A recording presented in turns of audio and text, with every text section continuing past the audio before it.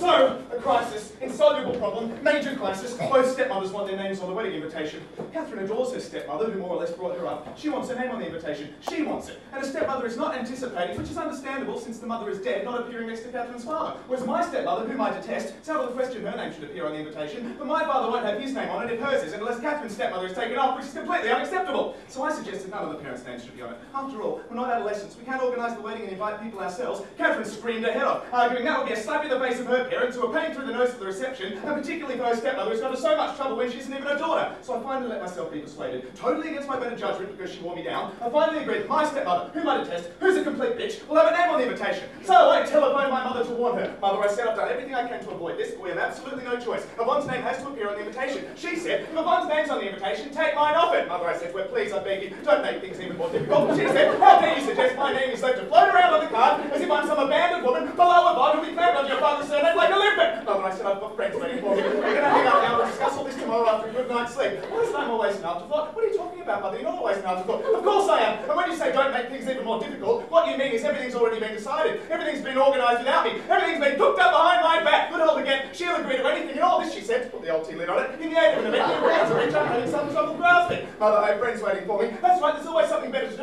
Anything's more important than I am. Goodbye. And she hung up. Catherine, who was next to me, but who hadn't heard her side of the conversation, said, what did she say? I said she doesn't want a name on the invitation with Yvonne, which is understandable. I'm not talking about that. What did she say about the wedding? Nothing. You're lying. I'm not, Kathy, I promise you. She doesn't want a name on the invitation with Yvonne. You call her back and tell her when your son's getting married, you rise above your vanity. You can say the same thing to your stepmother. That's got nothing to do with it. It's me. I'm the one who wants a name on the invitation. It's not her poor thing. She's tact personified. If she had any idea how much trouble this is causing, she'd be down on her knees begging for a name to be taken off the invitation. Now call your mother. So I called her again. And now I'm in trips. Catherine's listening on the extension. Ivan, my mother says, up to now you conducted your affairs in the most chaotic way imaginable, and just because out of the blue you've decided to embark on matrimony, I find myself obliged to spend all afternoon and evening with your father, a man who I haven't seen for 17 years, and whom I was not expecting to have to reveal my hip size, my puffy cheeks, not to mention Yvonne, who, incidentally, may I tell you, according to Felix Parolari, has now taken up bridge. My mother also plays bridge. I can see none of this can be helped. But on the invitation, the one item everyone is going to receive and examine, I insist on making a solo appearance. Catherine, listening on the extension, shakes up her head and screws up her face in disgust. Mother, I say, why are you so selfish? I'm not selfish. I'm not selfish, Ivan. You're not going to be like everyone else. You're not going to be like Madame Romero and tell me that I have a heart of stone. Everyone in our family has a heart of stone. That's what Madame Romero said when I refused to raise her wages. She's got completely mad, by the way. She's 60 francs an hour tax-free. She had the gall to say that everyone in our family has a heart of stone, which she knows very well about poor Andre's pacemaker. Yes, that's right. Very funny. Everything's a joke to you. It's not me who's the selfish one, Ivan. You've still got a lot to learn about life. I think I'm a boy. Go on, go on, go on to your precious friends!